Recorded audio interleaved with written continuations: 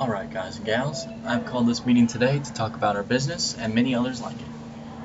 Now I'm sure when you think of Microsoft, you probably think of Bill Gates and how much he makes a year, that unheard of salary.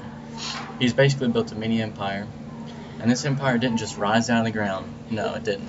He, like many other successful entrepreneurs, started very small scale, most likely in their garage. Just like every big corporation has to start small and build from there. It requires a good business plan and hard work and a good teamwork. But the key to business success starts with support from the local community, and that's people surrounding us and actually in our community. And according to the SBA, the Small Business Administration, to be defined as a small business, the business must have 500 employees or less. We are a small business like a lot of other businesses in this town. Not to mention, being a small business like we are, we rely on support from people in our community for feedback and, of course, revenue. If we don't satisfy their needs and wants, they won't return and support our businesses, and in the long run, that will we will be forced to close our business down. They could even go as far as telling others not to visit our business, which is word of mouth can really hurt a business. It spreads really fast, and we're all aware of that. Being a restaurant, we rely on customer satisfaction and for success.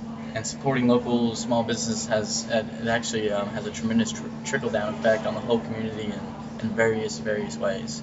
A small business is important to a city's economic success, as well as it creates uniqueness in the city, and each small business would rather employ a resident over a stranger. So what that means is every small business brings its own unique trait to the community, like various products. Some are like a flea market. That's a pretty unique thing to have in your town. You can find a lot of different products there. What I mean by economic success is that it keeps money around in a circle. So people spend money here at local business. That local business outsources, paper from the printing company, and then it just keeps going around in a circle. And then actually taxes get taken out on those businesses that are local, and it stays here local. So that way, our town has money to support cops and firefighters and build new roads.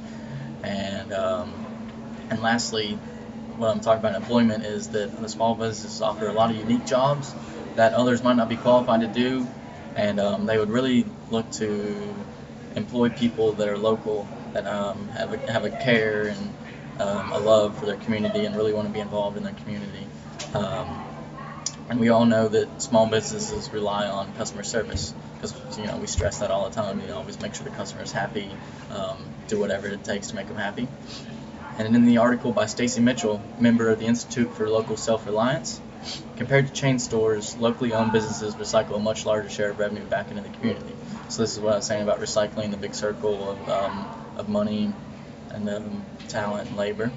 And this is true even in our business when the local, for example, when the local churches and other various organizations ask for donations or support, majority of the circumstances we donate, gift cards or merchandise or our service. Since we are a restaurant, we'll go out and cater for them. But that's just a way to support our local community and show that we really care about them and we need them for our success.